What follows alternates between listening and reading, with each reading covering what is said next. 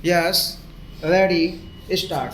As you have just heard from the chairman of the municipality, I have visited this place many times earlier.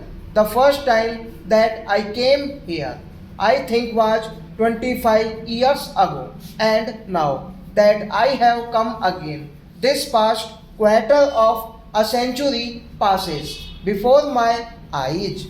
I see how, after a long struggle, we achieved freedom and independence, and how since then we have engaged ourselves in an even more difficult struggle, the struggle to achieve economic well-being and higher standards for all our people. Everyone will agree with that objective of economic well-being. Why then do we differ in many ways?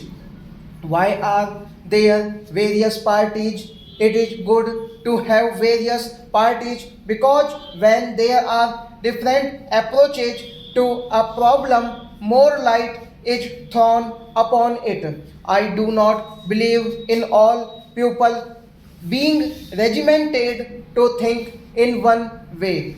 I want free flow and free exchange of thought, and out of that, we sometimes find a bit of the truth. Nevertheless, why do we differ of often and quarrel with one another about the way and the path to be pursued?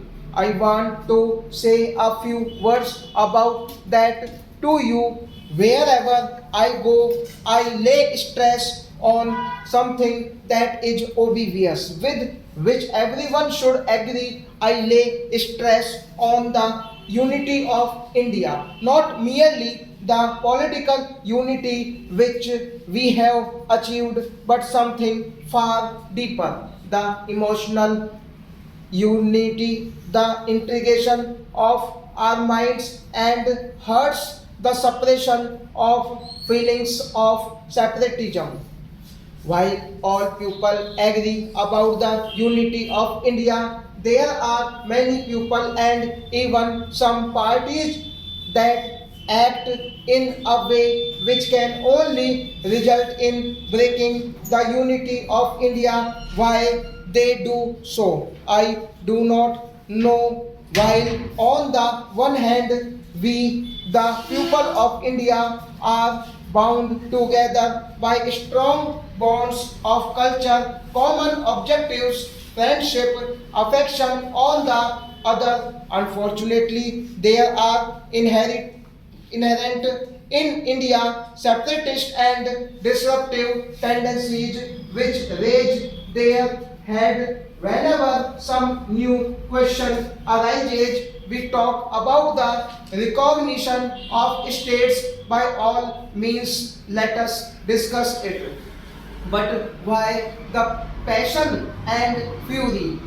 What does this separatism ultimately means? Not your affection for you fellow men, but your dislike of others. I have no objection of people coming together because they like one another, or two nations coming together because they like one another. But I have the strongest objection to people coming together because they dislike and hate somebody else.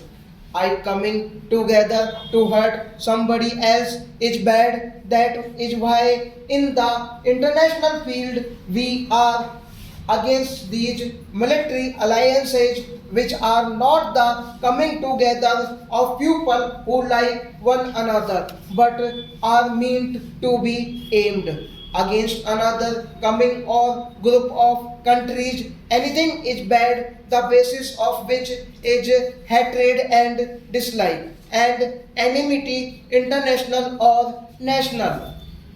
We must be on our guard against the disruptive tendencies in the country which raise their head whenever an occasion offers itself. Among these disruptive tendencies are some which come under the name of communalism, politics under some religious grab, one religious group being incited to hate another religious group. Then there is provincialism, there is casteism, perhaps the most dangerous of all in our country. When the caste system came into being, it may have been very good, but for the last few hundred years, it has weakened us nationally and socially. It has divided us up into small groups.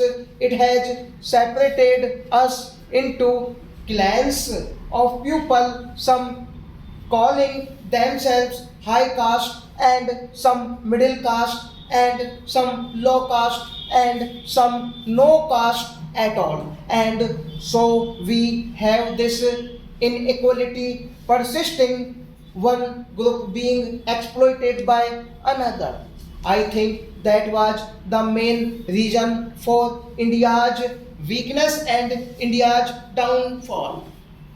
We have before us all these lessons of history. We have seen how repeatedly, in spite of our many virtues and our great abilities, we have fallen in the race of the nations, and because of this lack of unity amongst us, the entire community of India has been separated into castes and creeds which do not pull together. Therefore, I lay stress everywhere on the unity of India and on our need to fight communalism, provincialism, and casteism.